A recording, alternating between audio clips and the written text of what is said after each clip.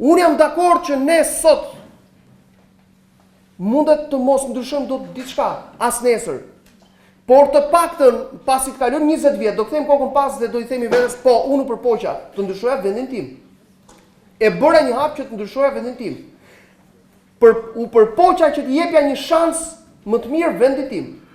Sepse në të mirë ose në të keqe, ky është vendi ynë. Ky është vendi ynë dhe duke qenë vendi ynë duhet luftojmë për të.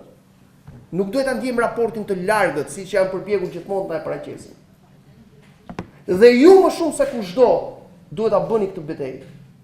Sepse nuk besoj që ka prind, që ka dëshirë që një mëngjes të çohet herët dhe të shohë fëmijën e tij me një valixhe që po largohet dhe nuk e di kur do të kthehet pas.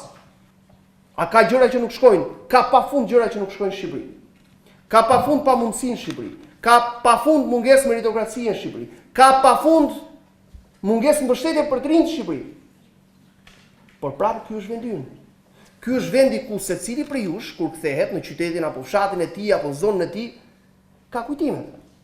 Ka zemrën, ka shpirtin, ka lotët, ka dashuritë e para, ka puthjet e para, ka gjyshin, ka gjyshen, ka nënën e babain, ka ndjenjat që rrjedhin nga shpirti. Pra ky është vendi ynë, janë rrënjët tona, është identiteti ynë dhe pikërisht ne vetë duhet përpiqemi të bëjmë diçka për vendin tonë.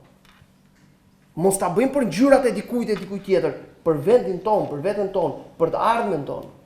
Sepse nuk ka asgjë që i mungon Shqipërisë për të ecur përpara.